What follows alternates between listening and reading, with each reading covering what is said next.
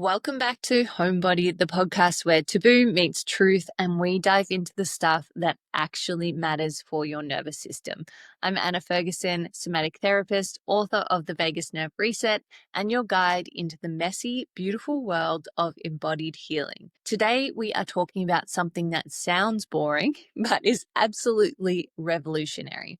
Your fascia. And before you click away thinking that this is going to be some dry anatomy lesson, stick with me because what I'm about to share with you will completely change how you understand your body, your emotions, and why that shoulder tension isn't just about your posture. We're going to explore why fascia is literally your body's internet system and how it carries information faster than your nervous system, stores your trauma, and holds the key to some of the most profound healing you will ever experience. So grab your cuppa, get comfortable, and let's dive into the fascinating world of fascia. Right, let's start with the basics because I guarantee most of you have never been properly introduced to your fascia.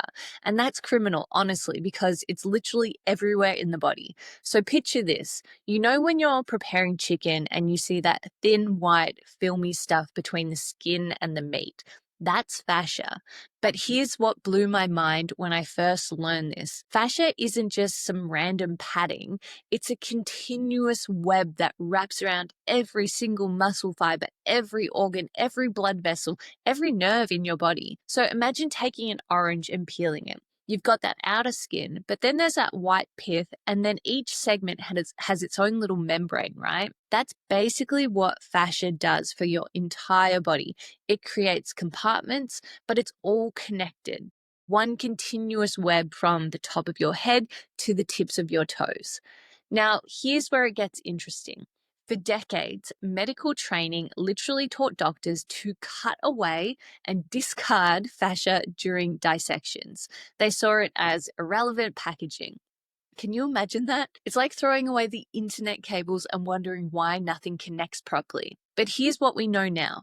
Fascia is alive. It's not just a passive wrapping. It contracts, it communicates, it adapts. It has more sensory nerve endings than muscle tissue.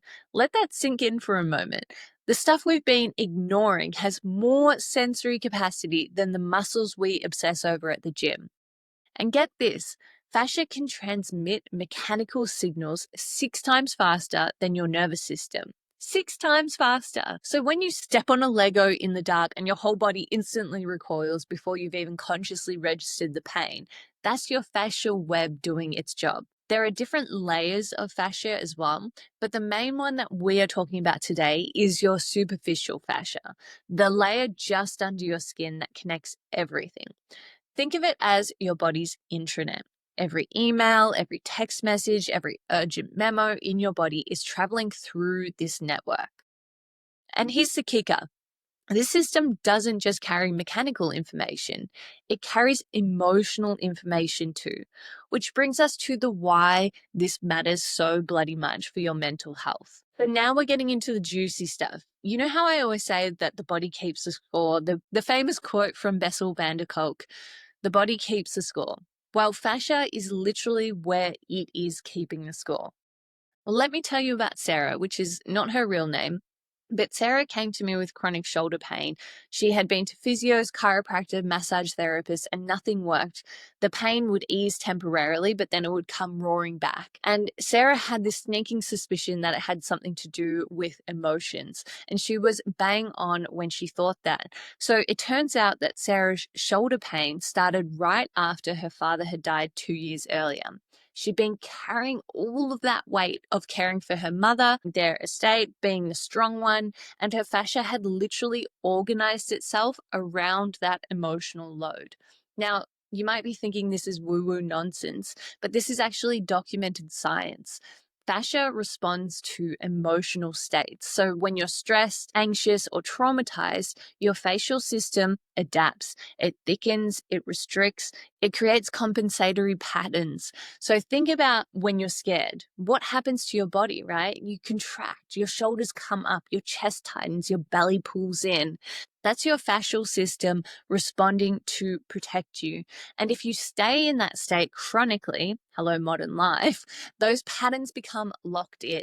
And Dr. Robert Schlepp, one of the leading fascia researchers, calls this facial armoring. Your body literally creates armor to protect you from perceived threats. But here's the real problem with that. That armor doesn't know the difference between a saber-toothed tiger and your boss being not so nice to you on a Zoom call. And here's what's really wild. Fascia has memory.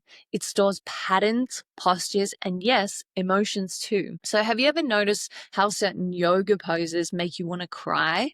Or how getting a deep tissue massage can bring up unexpected feelings?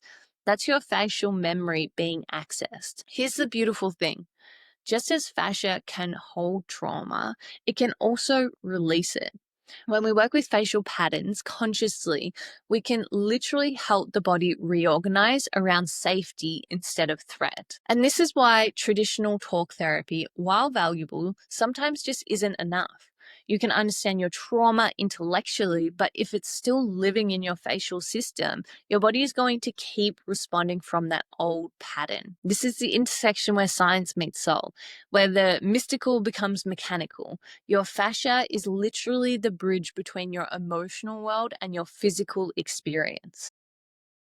Your nervous system is always listening, and if you're scrolling late at night or working under artificial light, your brain is still in go, go, go mode. That's why I wear these Baxter blue light glasses to protect my calm. Use code AnxietyCoach15 and get 15% off your own pair. So let's dive deeper into this internet metaphor now, because it's not just a cute comparison, it's actually how your facial system functions. So I want you to think about your home Wi-Fi network. You've got your main router, but the signal reaches every corner of your house, connecting all of your devices. Your facial web works the same way, but instead of internet signals, it's carrying mechanical, chemical, and yes, emotional information. And when something happens in one part of your facial network, it affects the whole system. Just like when your internet is running slowly, it just doesn't affect one device. Everything connected to that network slows down. I see this all the time. Everything is connected. Your jaw tension might be related to your hip restriction. Your shoulder pain might be connected to your digestive issues. This isn't mystical, it's mechanical. It's the fascial web transmitting information and compensating for restrictions. But here's where the internet metaphor gets really interesting. Just like your Wi-Fi can get clogged with too much traffic, your fascia can also get overwhelmed. When you're chronically stressed, chronically inflamed, or dealing with unresolved trauma, your fascia network becomes like a computer running too many programs at once. Everything slows down, messages get garbled, and the whole system starts to glitch. You know that feeling when your laptop is frozen and you get the spinning wheel of death and you can't click on anything? That's what happens to people's bodies when their fascia is overwhelmed. They lose proprioception, the sense of where they are in space. They disconnect from their body's signals. They develop chronic pain conditions that seem to have no clear cause. And just like rebooting your computer up, sometimes we need to reboot the fascia system as well. And that's what good body work does. And that's what conscious movement does. And that's what breath work does. We're essentially clearing the cache and allowing the system to reorganize. But here's the thing about networks. They also need maintenance. You can't just set up your Wi-Fi and ignore it forever. Your fascia system needs regular attention too. It needs movement, it needs touch, it needs conscious awareness. The people who maintain the healthiest fascial systems, they're not necessarily the ones doing the most intense exercise. They're the ones who move in varied three-dimensional ways. They're the ones who get regular body work or touch. They're the ones who practice body awareness. Think about it. When was the last time that you consciously felt your fascia? When was the last time you paid attention to the quality of your tissue, not just the strength of your muscles? This shift in awareness from muscles to fascia, from parts to whole system, is what transforms how we approach healing. We stop asking, what's wrong with this body part? And we start asking, what's this system trying to tell me? Right. That's enough theory for now. Let's get practical. How do you actually work with your fascia? How do you upgrade your body's internet connection? First, let's talk about what doesn't work. aggressive stretching. I see this all the time, people yanking on tight muscles, thinking they're helping, but fascia doesn't respond that well to force. Remember, it's a living, responsive tissue. Force triggers its protective response, making it contract more. Fascia responds to gentle, sustained pressure and slow, mindful movement. Think melting, not breaking. Think negotiation, not domination. Let me walk you through some simple techniques that you can start to use today. So, the first one is a breathing technique, and this is my go to for beginning to communicate with your fascia. You're going to find a comfortable place to lie down and just placing one hand on your chest and one on your belly. But instead of just breathing into your lungs, imagine breathing into your entire fascial web. As you inhale, imagine your fascia gently expanding in all directions, not just forward and back, but sideways, up towards your head, down towards your feet, like a gentle balloon inflating throughout your entire body. And as you exhale, imagine that fascia softly settling but not collapsing. Think of it like a wave gently receding. And if you can, practice for at least 2 to 5 minutes, and I guarantee you'll feel different. You're literally communicating with your fascia, telling it is safe to expand, it's safe to breathe, and it's safe to let go. The next technique I want to share with you, and this one is brilliant for releasing restriction without force. So you do need a tennis ball or a therapy ball. Maybe don't go straight for that angry looking spiky ball straight away, but something a bit smoother. And you're going to lie down and place that ball under any area that feels tight or restricted. So for me, that might be in my glutes or my upper shoulders. The key here is don't roll on the ball. You're going to lie there and let your body weight, see how much you can relax around that ball. You're going to let your body weight gently compress that tissue. And then you're going to breathe into that area and imagine the fascia under the ball beginning to soften and spread. So you might feel pulsing, warming, or tingling, and that is your fascial system responding. So you're going to stay there for at least 2 to 3 minutes at a minimum.